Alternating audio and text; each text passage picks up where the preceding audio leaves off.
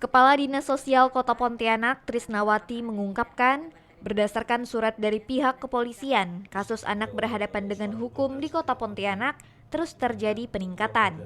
Pada tahun 2023, anak berhadapan dengan hukum di Kota Pontianak sebanyak 61 kasus. Sedangkan pada tahun 2024 hingga bulan November sudah mencapai 82 kasus, baik yang sifatnya perkelahian, kekerasan fisik, maupun kekerasan seksual. Dari sekian banyak kasus ini, kebanyakan pelaku merupakan orang-orang terdekat.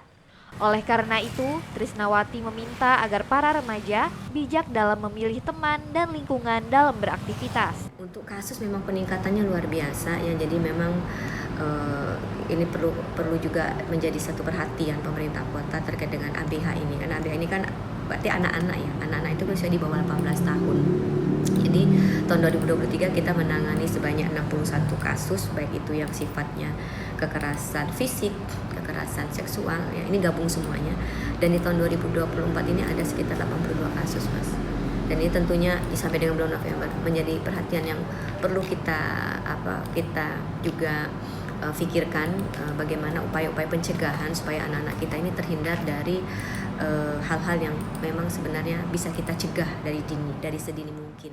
Trisnawati menerangkan pihaknya telah berupaya semaksimal mungkin dalam pemberian pendampingan pada korban maupun saksi, baik pendampingan psikologis, kesehatan, dan lainnya yang sesuai dengan tugas dan fungsi dari Dinas Sosial.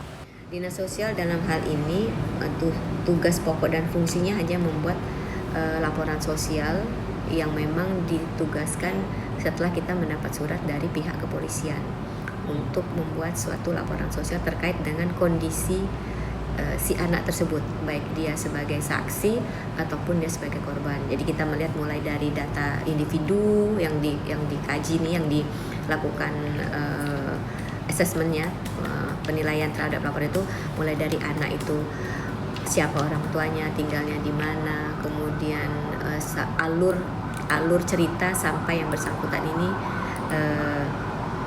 terjerat ataupun dilaporkan dalam hal sebagai anak yang berhadapan dengan hukum, baik itu sebagai saksi ataupun korban. Jadi alur cerita dan sampai pendampingan secara psikologis. Trisnawati berharap agar kasus anak berhadapan dengan hukum di Kota Pontianak dapat diminimalisir semaksimal mungkin agar tidak menimbulkan trauma bagi anak demi terwujudnya lingkungan ramah anak dan terjaminnya masa depan anak. Muhammad Rokib dan Indri Rizkita melaporkan.